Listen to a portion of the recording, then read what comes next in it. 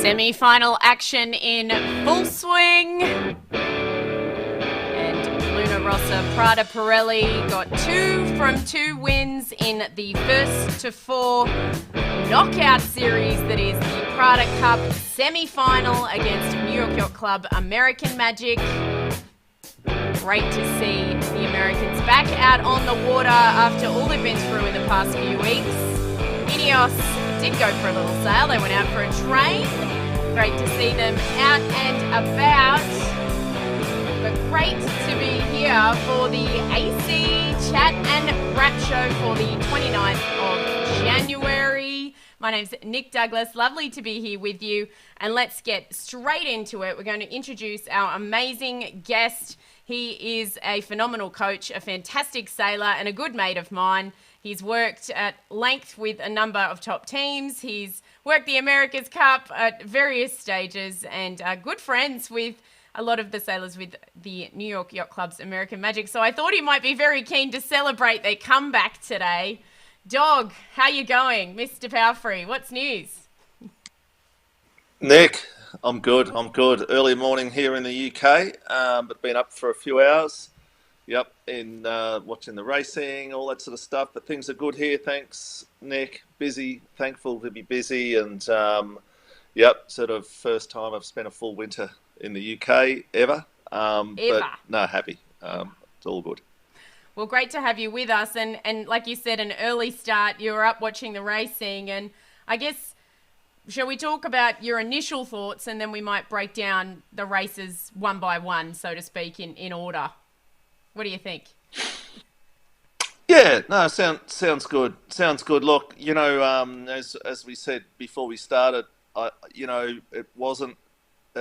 In some ways, it wasn't that exciting a day, but it was still super captivating. You know, not only the backstory leading into the day, with American Magic sort of coming out of the shed again, but yeah, I mean, it was breezy and gusty, and the boats are hard to sail well. So yeah, very, very captivating day of sailing. Indeed. Should we get straight into the racing action and we can talk it through from there? What do you think? Sounds good.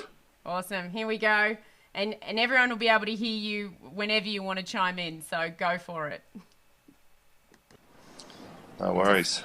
Excellent. To start off with, a big crowd was gathered to cheer American Magic on and to head out on the water. We were live, which was fantastic, with our Sailor Girl tour on the ground. Prada took ages to dock off. I was telling Doug this before, but they only left the dock about an hour and 10 before racing straight into it. Yeah, all clear. Restart, big win to Luna Rossa there. Okay. See on the way back, Pietro, eh? Yeah, That mark. So Nick, Yeah, should we just stop it there? Because let's talk about how smooth Luna Rossa looked through the pre-start and then that first lap especially.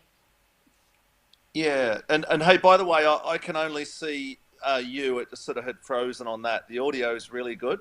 Okay. But I'm not seeing what you're looking at. It's not a big deal, but just so you know. I'll talk you through what we just saw. We saw a pre-start. No worries. Yeah, we saw a pre-start with Luna Rossa and American Magic. Luna Rossa got the best of American Magic and sailed back to the line with quite a bit of time already elapsed, and then led into the top gate. And that's all we've gotten to. So we're about to see the first American Magic dive, which we'll come back to.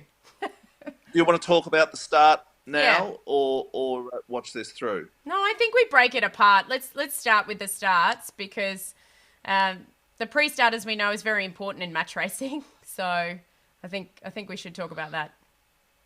Yeah. Look, for me, Nick, what was clear today is that the Italians clearly had more time, but to me, they also heavily prioritised the geometry of their pre-start. Given the nature of the restricted size of the area they have, the so-called box, they had almost sort of choreograph things so that they knew where they needed to be, almost in sort of 10-second segments, and their positioning relative to their distance, the timing back to the line was superb. I always feel in these situations, these match race situations, that given the position, American Magic further away, so they don't have the option of whether they're going to lead back or trail back. That's always going to be the option for the boat that's closer to the line, i.e. if American Magic tack, in that scenario, the Italians can choose. It's their decision whether they'd like to lead back or trail back. And when you're in American Magic's position, your goal is to give them a really tough decision. Give them a decision where, you know what, if we lead back now, we're early, it's going to be difficult for us. Yeah. But gee, if we cross ahead of them, which they probably would have had to do in that scenario, and then take the windward position, effectively trailing back, we may be late, and so that's what American Magic needed to do. They needed to pose a difficult question to the Italians, and they were about 10 seconds too late in doing that, I think, and perhaps that's because if they had attacked 10 seconds earlier from port to starboard, they may not have laid the line. And so that, again, it wouldn't have been a hard question for the Italians, because it would have been, well, we're not laying the pin, let's just continue. And so as it was, the seconds were ticking by, and you could almost see the gears churning inside, Francesco and Jimmy's head, to say, well, okay, we're now at the point where this is a no-brainer. We are leading back. We're basically racing for the line. And obviously they did park the action up a little bit after the tack, but they positioned the boat superbly as well. They gave Dean no option to go below for the hook. But they probably didn't even need to do that at the end of the day. They were, I can't remember how late they both were for the start, but it was like 7 seconds, something like that. So just American Magic failed to ask the tough questions, but it was because geometrically they were just never on top of that. Unfortunately, they needed to turn up a bit earlier at whatever it was, like a minute to go from down in the bottom end of the pre-start. They needed to turn up a little bit earlier to set up that point where when they tacked, they're probably burning 4 seconds thereabouts, which meant that if the Italian, which you can do, but if the Italians go under them, they're burning like 10 seconds, which is pretty damn hard with 40 seconds to go. So that was that, and so let's pay credit to Luna Rossa, who identified probably from days out that it's going to be a pretty windy day. It's going to be limited space in the box. We need to really think about our choreography here, and I think you probably pay a lot of due there to their coach, Philippe Presti, who would have been studying that really hard, I would suggest. Yeah, indeed, and also, I mean, a lot of people had romantic feelings about New York Yacht Club American Magic. They wanted them to do really well, and Luna Rossa didn't flinch. They took advantage of that and really went in hard. You know what, Nick? This is a pretty brutal game. Yeah. America's Cup, I mean, match racing, as you well know, is pretty brutal. There's it's win or lose. Exactly. No matter how well you sail, you would by that win or loss scorecard, as opposed to fleet racing in a big fleet. Top fives will win you the regatta. Consistency. You don't need to push it that hard. So, yeah, I mean, it's the romantic tale of coming back from the boat nearly sinking. It was fantastic. The guys executed. The guys on shore really executed their part of the contract, and but it's not like American Magic did a lot wrong today. But yeah, it's pretty brutal. There's not much romanticism there. Yeah, exactly. And I think that's what we've got to yeah. remember. It's a yacht race, and what's up for grabs is a spot in the final and then a spot in the match. So, they've got to go out there and do their best. So, should we continue watching a bit of the racing? So here we'll see the first stall out, shall we say, from American Magic with that right-hand turn. Here we go. Yep. Okay, On the way back, Pietro, eh? coming into race 1 and leg 4. I got it. And there's the first stall out. We come to onboard as well. Big stop. And a left-hand turn, Nice one, boys. which Prada then went on to win by some margin. Rudders are always on the edge, I think, for any boat. We don't want big rudders, we want to go fast, but you sort of miss control at the top mark. And I think Jimmy did a fantastic job when he did that barroway. Was very, very, very shifty. The way it is, and we've got to just keep fighting hard. And the guys have done an amazing job just to get the boat back on the water. Given where we were, last 10 days ago, and we're just going to keep fighting all the way to the end. So that was race Do you want 1. to hold it there and Yep. recap that first race, Nick? Indeed. Let's recap that first race. So very well sailed by Luna Rossa Prada Pirelli. Virtually no mistakes that I saw in that race. Very, very smooth. I think my quote on Twitter was that they sailed as smooth as the boat is pretty for Prada, but a cute comment from Kiko too, that he really likes that they always talk to him when they win.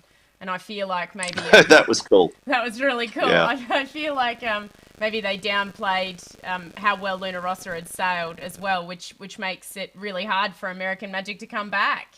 So, Nick, why don't you flash through a couple Some of those?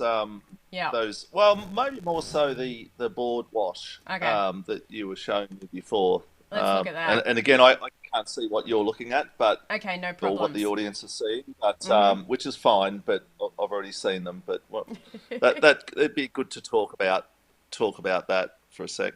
No worries. Let's go here. So here's a shot going upwind, and the boats are coming towards us.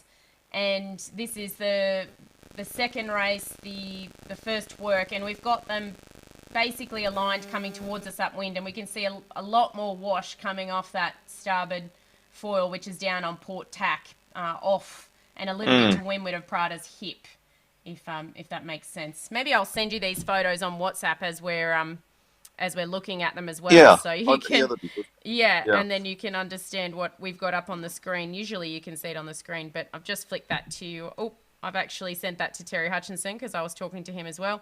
So I'll now that'd be send it handy. to That's you. exactly what he wants to see right now. Like Sorry, that. Terry. There you go. Well, I don't, but Nick, he's probably watching anyway. So Yeah.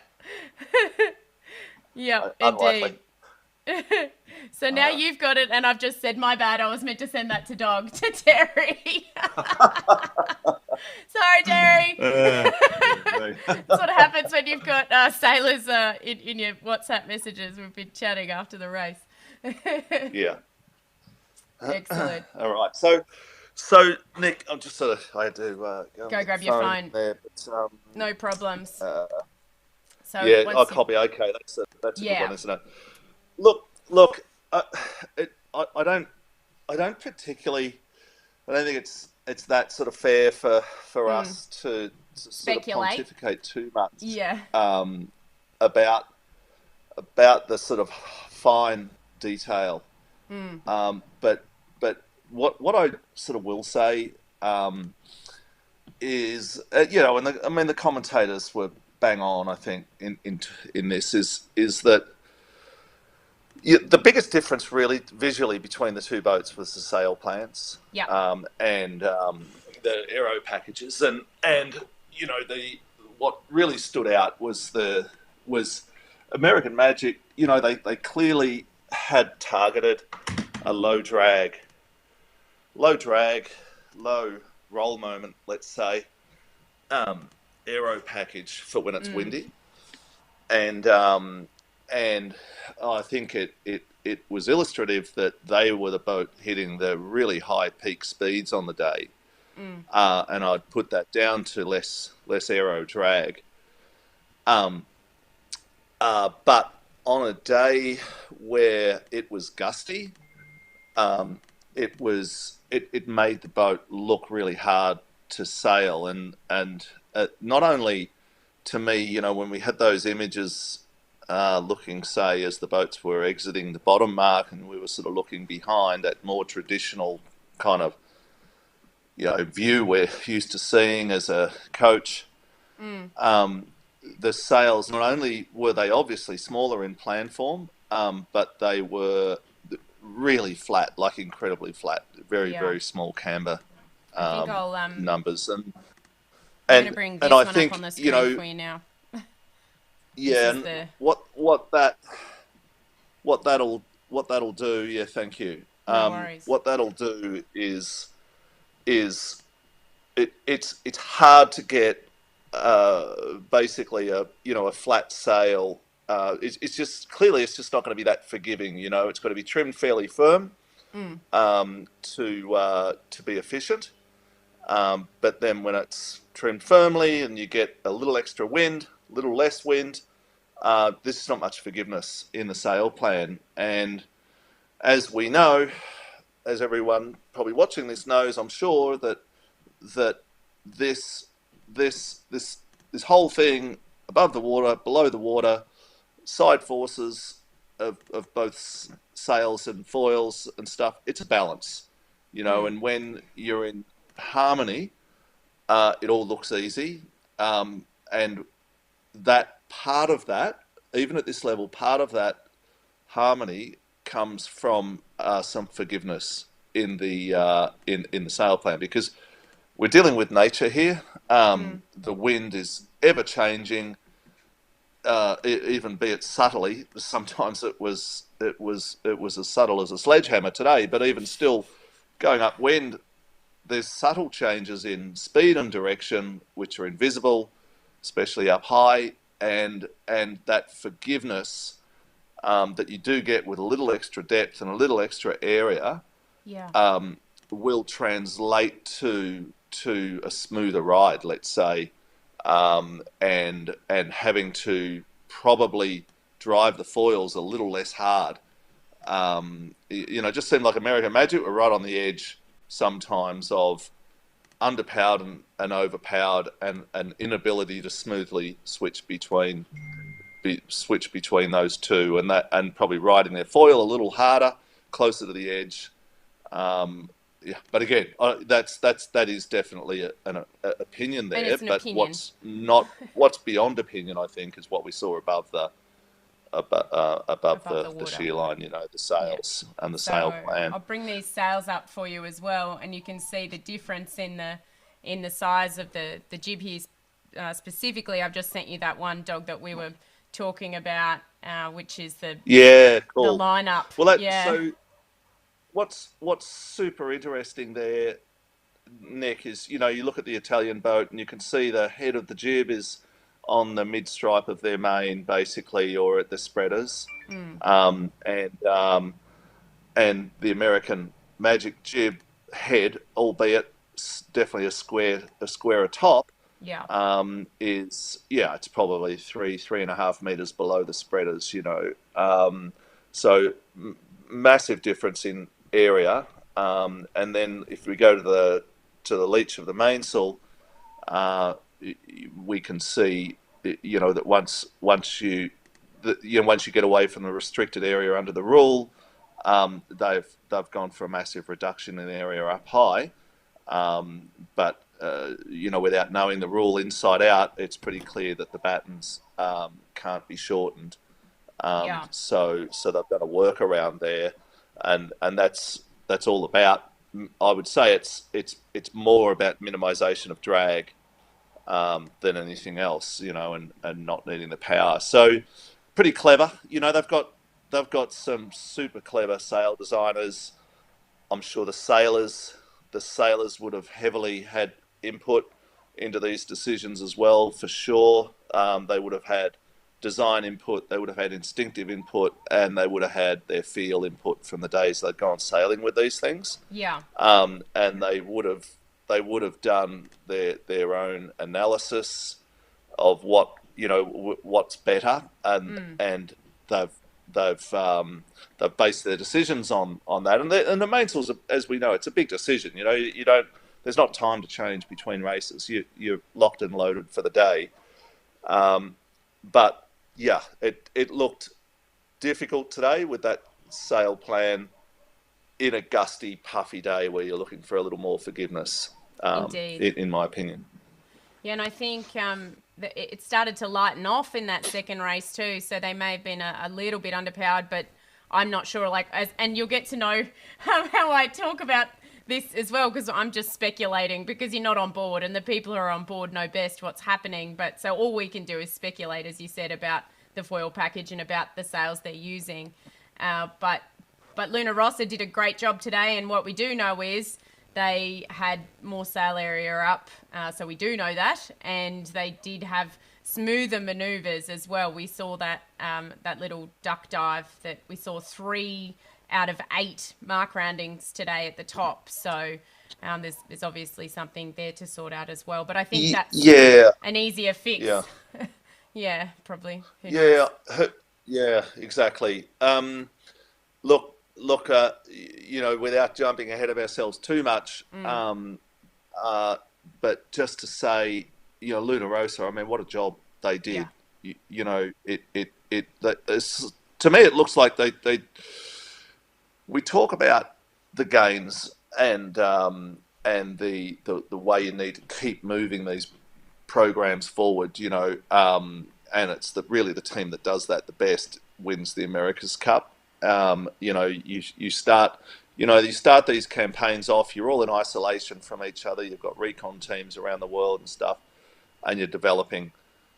The development curve when you all get together, and then when racing starts, because you're all together in the same city and on the same waters, but you just never know what a team is prioritising that day. And so the teams look at each other, they send recon teams. There's a lot of sailors in each team that aren't actually sailing, by the way, damn good sailors. Those guys would be on a training day, they'd be given the responsibility of following a team. They'd almost sort of own that team, they'd stay with that team, so they're really aware of their equipment and any slight changes, and also crew work techniques. They'd know that backwards, they'd know that team as well as their own, I'm sure. So but one thing you don't know is you have no idea what they're prioritising that day, in terms of equipment, and so they might just be trying something.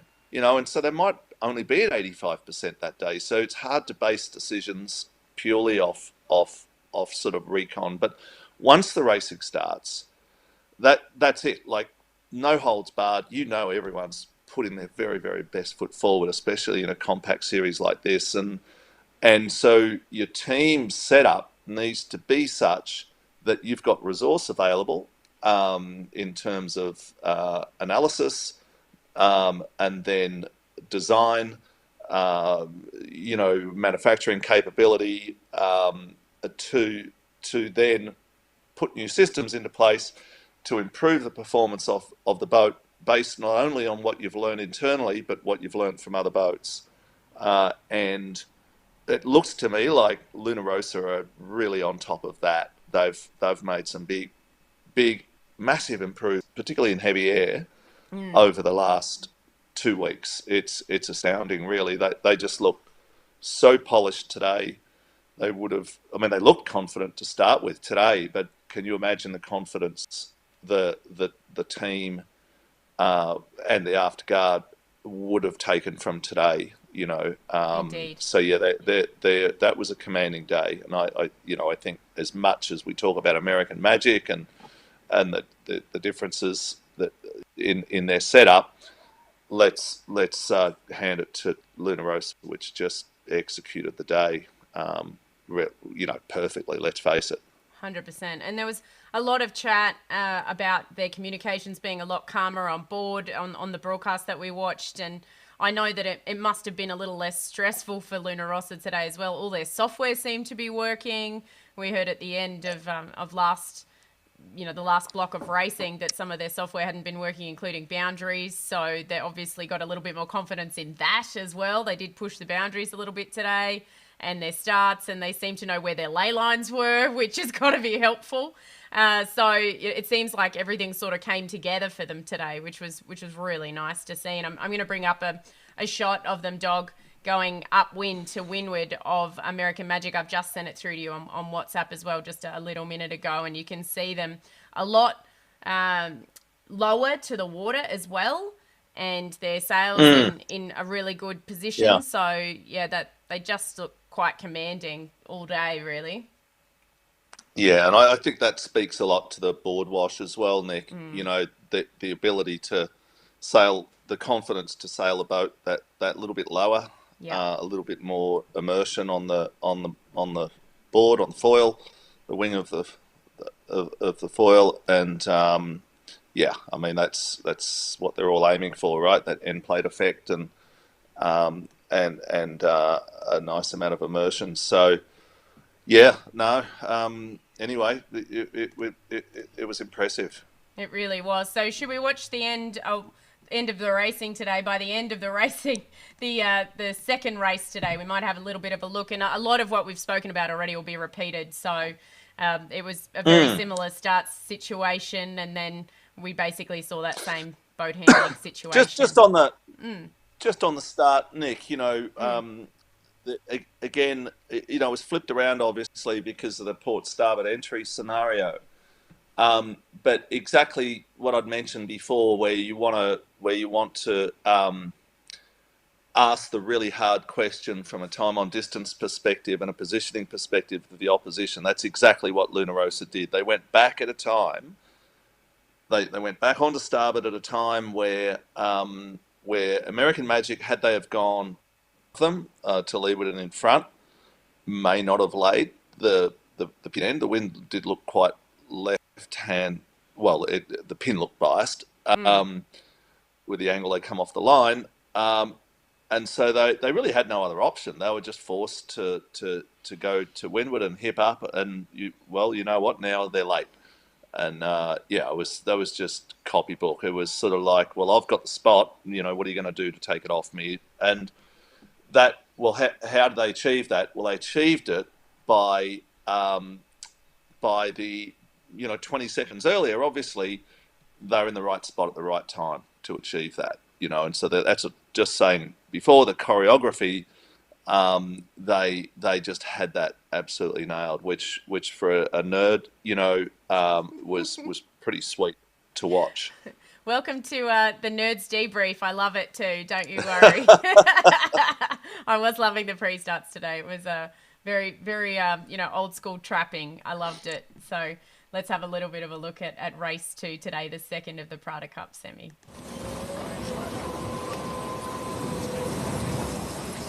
Clear start. 2, 1, clear. Here we go.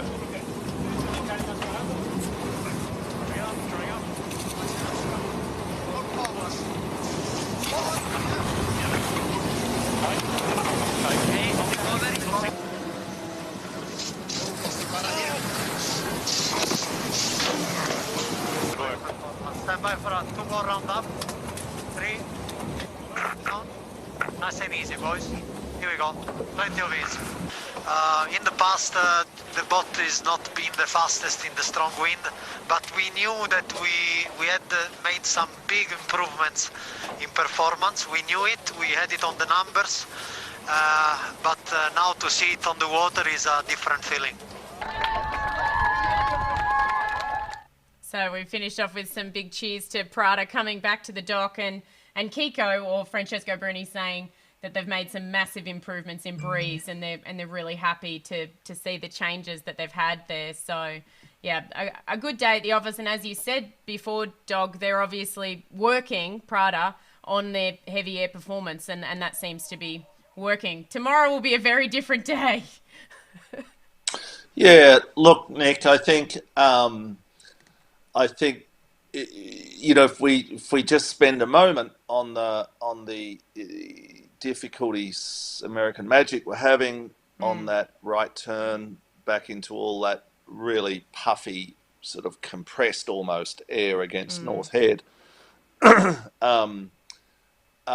So today that would have been really disconcerting. It wasn't the difference today, obviously, from a result perspective, but the races were pretty much over at that point, so long as Luna Rossa didn't make any major mistakes. So it wasn't the difference. However, it would have been if the races were on, so to speak, if they were closer. That's what we'd all be talking about. And yeah, I mean, that again, we don't know what the issue is there. There's clearly, at the very, very least, there's this sort of imbalance in, or this less forgiveness in the hydro force versus the aero force, and then when you get the puffs, how sort of cranky and that the boat is to sail, I think is a big factor. Terry, like they made a mention that there's something out of alignment rudder-wise. Certainly wouldn't be helping either. But having said all that, tomorrow's a different day from a weather-wise. It won't be. That just won't be that important tomorrow. So as I kind of envisage where the focus is going to be tonight for that team, back in the huddle, I don't imagine they're going to spend too much time on that. I think that would definitely be there for the analysts to look at. But yeah, I think that there's probably, going into tomorrow, lighter winds. That they'll really want to see a big improvement in the pre-start. They'll want to own that first cross, and work on just doing what Luna Rossa did today, which is just sail a boat really crisply, minimise mistakes, leave very, very few opportunities for the opposition to pass. So yeah. It sounds like you've been talking to Terry. Well, gee, I mean, I've spent enough time with him over the years, in all sorts of situations. We've had some tough days together. I really feel for him. I know you've got some footage there of him afterwards, but which we can sort of dissect, I guess. But yeah, look.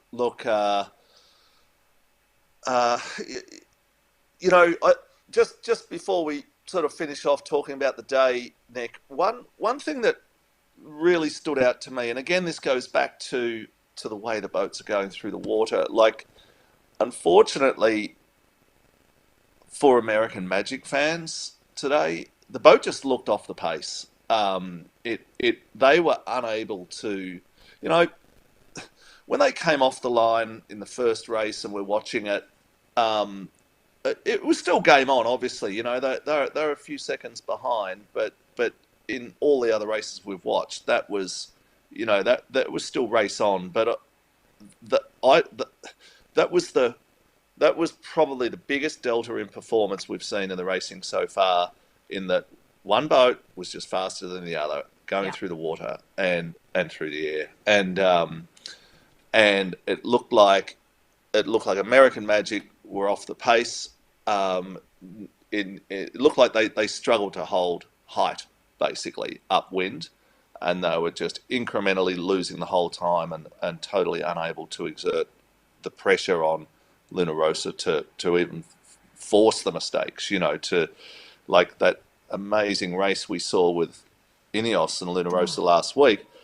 That's competitive pressure, which adds an element to the competition and forces mistakes. We just didn't see that today, and Luna Rossa, to their massive credit, probably only one unforced error, which that bottom mark there. The slight wheelie. And maybe even not an error. They would have learned a hell of a lot from that scenario. So it was almost a benefit. I saw that as another tick for them today, that they learned a lot about, okay, so at that speed and that angle and so on and so forth, we need to get that other board down for transverse grip in that manoeuvre. So again, just well executed from Luna Rossa. Unfortunately for American Magic, a lacking of performance from them. Basically, when you think about losing the start, perhaps the wrong foil package, perhaps the wrong sail package, it makes it difficult to win a race against a team that's just had a race like that one against Ineos, where they've been completely pushed to make improvements. So, and then you've got a boat that's been working hard to get back on the water versus a boat that's been like, I have to be able to beat Ineos. So they're in two. You know what, Nick? There's without jumping too far ahead of ourselves. But I guess that's what we're here to do, right? Speculation. Today was an amazingly good day for Luna Rossa in terms of the whole campaign, and they weren't particularly pushed. They didn't sort of tax their kind of equipment too much. They learnt a busload in a race environment about their own performance, about their boat, about the whole package, and a confidence booster. So that there's some real quantifiable gains there. As I think as you look at their whole campaign, and I'm sure they'll, if you could sort of say where did the gains come, a day like today, that's a big jump for them in so many areas, and and psychological as well. So, I think Ineos were out there today. We could see on the telly, and that have been looking across, going, whoa, okay, this is going to be tough. Those guys have jumped a lot, and I mean, who knows what happens tomorrow? But if you look at, let's say it is over in 2 days, which it could well be. That's a big tick for Ineos. For Luna Rossa. For Prada, because. I mean, that again, limiting sort of taxing of equipment, extra couple of days to analyse and improve, and for the sailors to refresh. I mean, that will be actually almost, probably Luna Rossa would have benefited from losing the top spot, I think. I mean, we'll see, but there's definitely that potential there that Luna Rossa have actually gained by being in this semi-final, if it's over quickly tomorrow. Lack of wear and tear and a bit of racing experience and confidence sounds good. So totally. We'll actually go straight to the interview with Francesco Bruni that I have, I think, and hear from them, given we've just been talking about them. If that's cool with you, Dog, let's do it. Well, I would say that is 50-50. The sailing team has improved a lot from last weekend. We sail a lot better today compared to the racing we have done against the Brits. But the boat is improved the other 50%. The boat is faster, is more stable. It's a better package. So I think the team as a whole team has done a better job, and we are definitely stronger than last weekend. So that kind of mimics what you said, Dog. I'm not sure if you could hear, but he basically said we're stronger than we were last weekend. So, No, it's super cool. He's doing a great job too, isn't he? He's really, sort of gaining confidence every day, that guy. Yeah, and it's fun, actually. You can see him having fun on the water, because I think we've got to remember that it is a sport as well. It means so much. I mean, this is the top of our sport, and when you're talking about it's either at the top of sport or war, right? So they're working really hard to make changes. Look, we all know that if we're comfortable, in any given environment, we're going to do a better job at whatever we're doing, be it working, be it playing sport, anything. And he looks super comfortable, as does Jimmy, and that I think that's sending a pretty strong signal to both their own team and to competitors alike. Yeah, because we can't forget that they had some really tough races in the round robin as well. I mean, that resale against Ineos and then the race against American Magic. And so they basically had 2 races and then another race against American Magic. They were exhausted, no doubt. And then to race Ineos and lose. So they've had a rough trot. So it must feel really good for them to actually get a proper win, so to speak. Yeah, no, totally All impressive. Right. We've got one more answer from Francesco, and then we'll hear from Terry, and then I'm going to let you go and deal with your day. Here's Kiko. You're right. The race against the British was a little bit of a high opener, and it was a good lesson. It was a very close race where both teams made mistakes. So we analyzed our mistakes, we analyzed their mistakes, and we improved. And we have done a lot better today. There you go. Learning and improving. The only way to go. I sort of look at these things, Nick, through the prism of the analysis, and the coaching teams, and I think having worked a little bit and seen Philippe Presti operate, and knowing the really strong relationship he's got with Jimmy Spithill, it's been forged through a bunch of America's Cups now. Like those guys were together in Luna Rossa in 2007, where Philippe was the driver of the B boat, and so there's a lot of trust there. But I know that kind of analysis is right in Philippe's wheelhouse, and I would really pay credit to him a hell of a lot in the way they sailed today, to be honest with you. And James Lyon, on the other hand, he's super strong on the data analysis side, and he also has Terry's complete trust. Yeah. But having been in a way through a similar situation at Artemis back in 2013, where obviously we didn't really have the equipment. There's a certain amount you can do. They didn't have the equipment to use the last 10 days, 11 days, whatever. There's a limited amount you can do. I know they went match racing in some small boats and just to get some mojo back and just to, be on the water. The sailing team, I thought was a good call.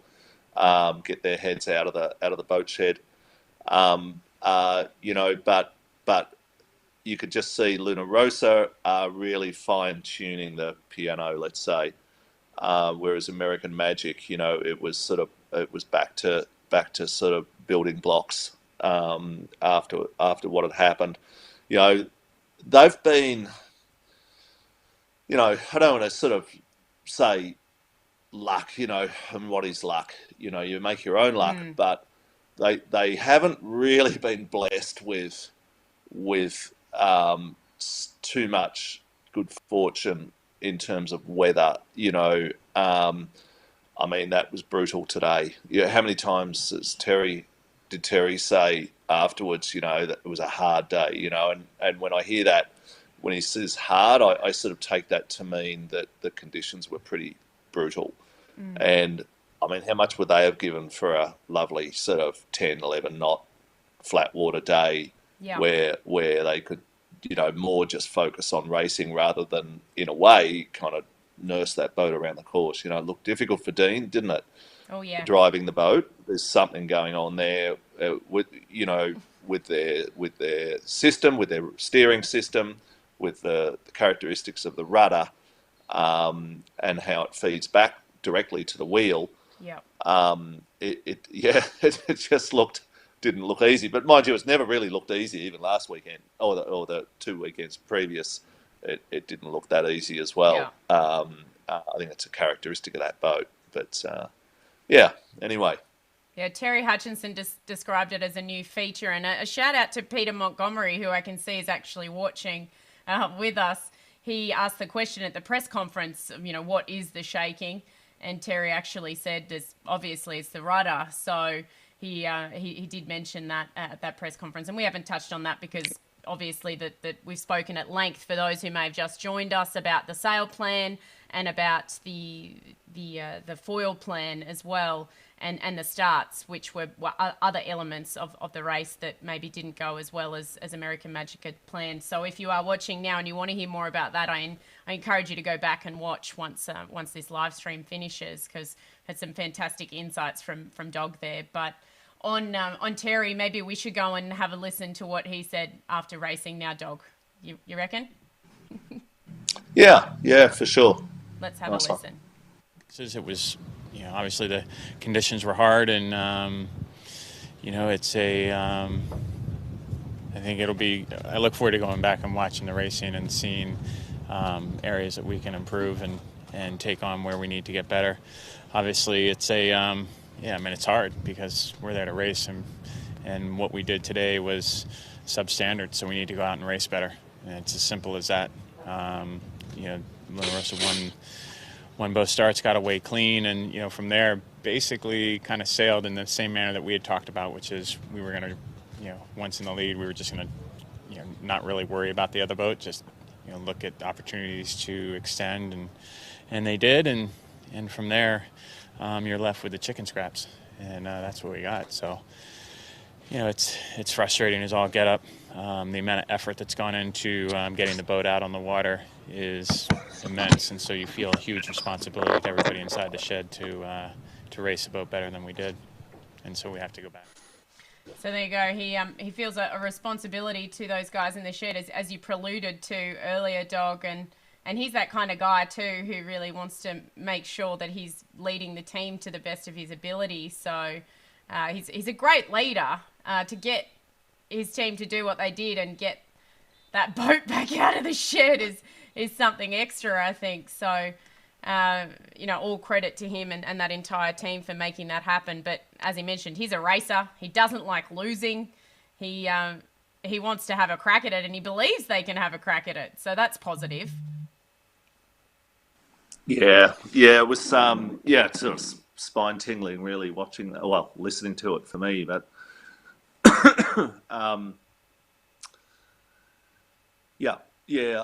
look, Terry, he's got so much pressure on him. He's representing his entire team there. He's the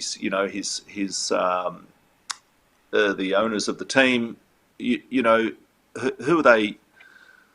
These guys, Hap and Doug and Roger. They have backed Terry. Primarily, they've backed Terry from day one, and he knows that. So that's sort of, just think about that. The amount of money and faith these sort of super clever individuals have placed in Terry. So he's sort of wearing that, and but as you say, he's a great leader. He's representing his all of his stakeholders amazingly well through what's been a really tough time. I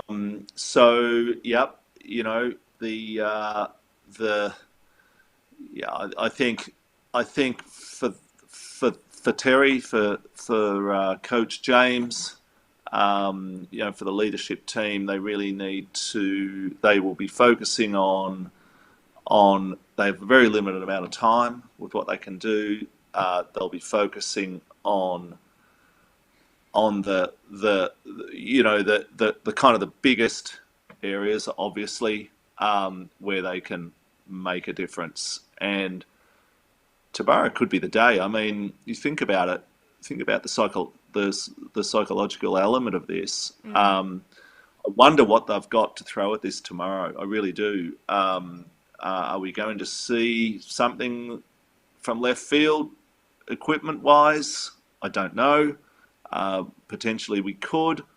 Or are we going to see a little more of a, come on guys, let's back ourselves. We've done the work.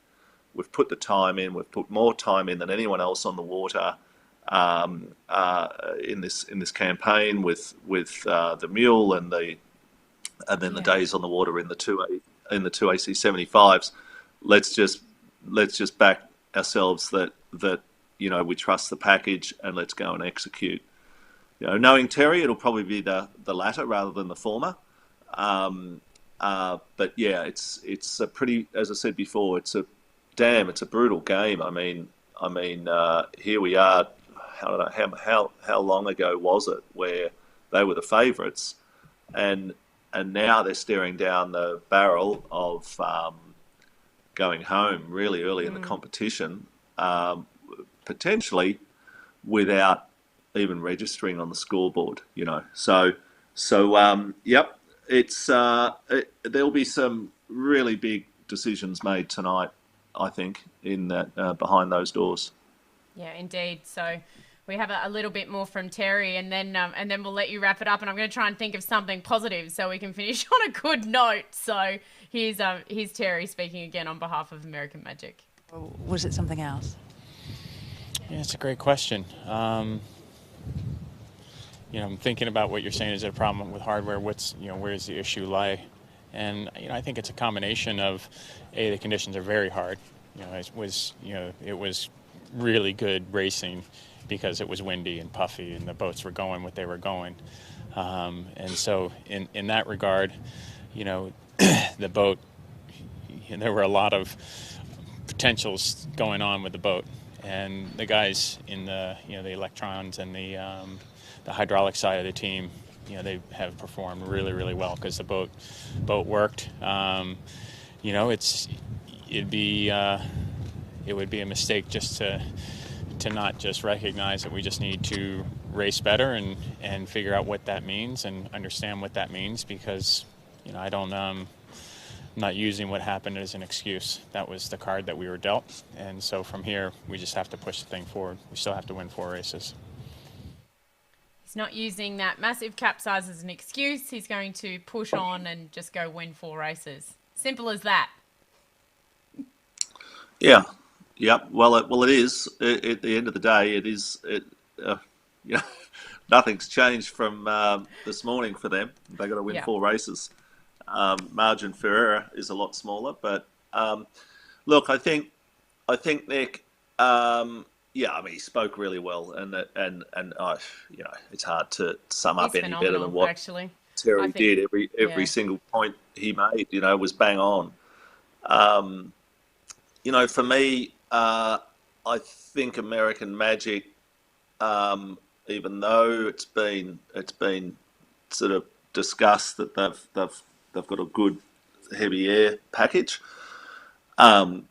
Clearly today was certainly not a validation of that sail plan in the puffy conditions. As we spoke about before. I think they will be probably glad that that tomorrow will be a lighter winds. From what I've seen, it looks like it's going to be a beautiful day of sailing, and certainly in terms of true wind strength. What do you say? Different day, different set of conditions. But to go back again to Luna Rossa, their job today was just to have a strong day. Was to place the boat well, strategically, positionally, relative to the opposition, and to get the most from their equipment. And massive tick on both counts for them. 100%. And I think we might leave it there, Dog. You and I could nerd out on this until the cows come home, and we've done it previously and we'll do it again. But thank you so much for your insights. In case you have just joined us, Andrew Palfrey, professional coach, fantastic sailor, awesome mate, and his son is also watching from Australia, who's part of our little family here too. Toby says hello. So a hello from him. He'll probably chat to you later. And apparently Kate's saying, please bring me a coffee. Kate's asking for a coffee as soon as you're done. So fantastic family too. So if you want to go back and watch from the start, we recapped the pre-starts as well as the sail setup, the foil setup, and we sort of left everything else by the wayside because mistakes do happen, and we're sure that that American Magic are working really hard on whatever it was that was holding them up with their potential steering issue. So thanks for talking us through that, Dog. Really appreciate your insights, and I'm sure everybody that's watching does as well. There's been barely any questions, which means that we're doing a good job. Nice one. Look, here's the dog, so I think we are winding it up. And Nick. a dog? Yes. Excellent. Well, I'll talk to you off air. Everybody, we'll be back in the morning with our preview show with Tor on the ground for the dock out of Luna Rossa Prada Pirelli and, of course, New York Yacht Club's American Magic. Lovely to have you all with us. This is the AC Chat and Wrap. Thanks, Nick. You're very welcome. I'll see you all tomorrow. Enjoy. Bye-bye.